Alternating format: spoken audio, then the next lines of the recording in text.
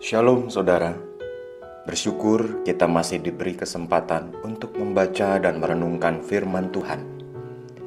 Sesuai bahan renungan Gema, maka hari ini kita diajak untuk membaca 1 Samuel pasal 16 yang menceritakan tentang Daud yang diurapi menjadi raja untuk menggantikan Saul. Daud adalah anak bungsu dari Isai. Daud memiliki 7 kakak laki-laki yang satu persatu datang menghadap Samuel. Samuel memandang bahwa kakak-kakak dari Daud ini seperti Eliab, memiliki postur dan penampilan yang layak untuk menjadi raja atas Israel. Namun di 1 Samuel 16 ayat yang ke-7, berfirmanlah Tuhan kepada Samuel demikian, "Janganlah pandang parasnya atau perawakan yang tinggi, sebab aku telah menolaknya. Bukan yang dilihat manusia yang dilihat Allah. Manusia melihat apa yang di depan mata, tetapi Tuhan melihat hati." Samuel adalah seorang nabi Tuhan.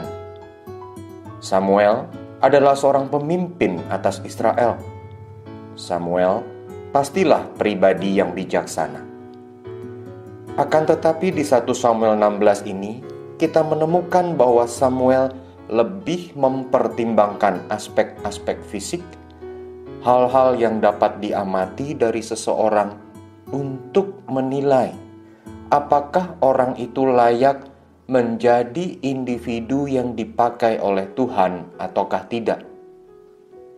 Hari ini, Tuhan mengingatkan kita bahwa Tuhan menilai apa yang tersembunyi, yakni semua hal yang terdapat di dalam hati manusia, yang terdapat di dalam benak kita yang terdalam.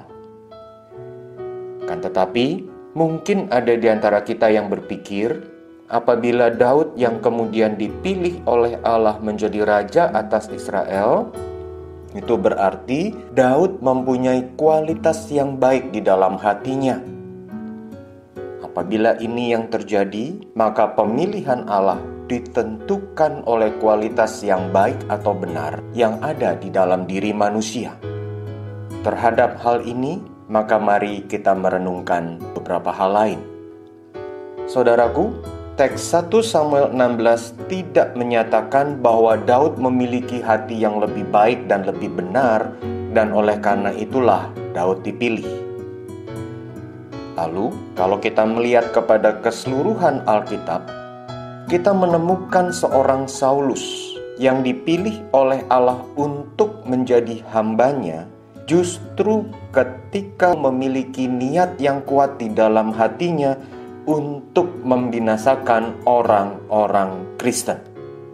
Saulus dipilih dan dipakai Allah semata-mata karena anugerahnya. Nah, ini saudara, Alkitab memberitahu kita bahwa anugerah yang Allah berikan sama sekali tidak ditentukan oleh kualitas yang ada di dalam diri manusia. Jadi, apabila Daud dipilih menjadi raja, itu adalah pemberian dari Allah. Dan kita perlu menyadari, Allah menilai apa yang tersembunyi, bukan apa yang dapat kita amati secara fisik saja. Dengan demikian, pada hari ini kita bisa mempelajari beberapa hal. Yang pertama, saudara, janganlah kita ingin hanya untuk dinilai baik dan benar dari penampilan, postur, maupun hal-hal yang dapat diamati oleh orang lain. Mari kita ingat bahwa Tuhan Allah menilai yang tersembunyi.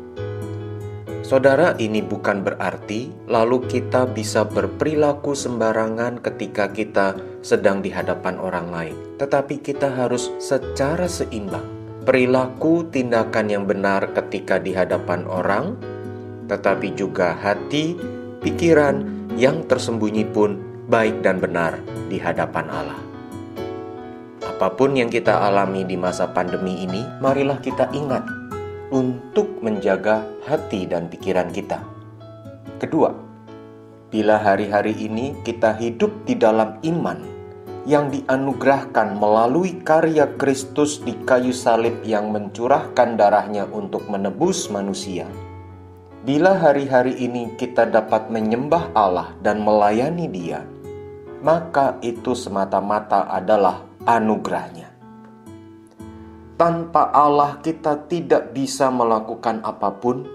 Tanpa pemberian Allah, kita tidak bisa menikmati, mengalami, dan mengelola semua apa yang ada pada diri kita.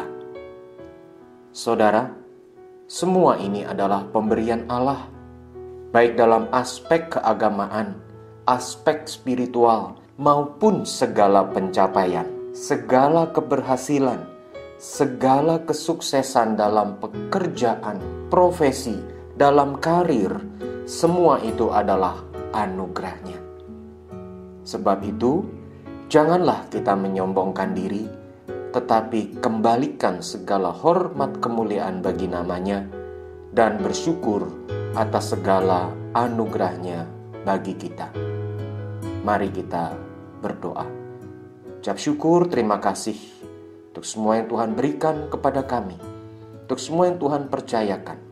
Tuhan tolong tuntun pimpin kami, untuk kami lebih mengasihi-Mu, hidup benar, menghargai anugerah yang Tuhan berikan dengan hidup baik dan benar untuk kemuliaan nama-Mu.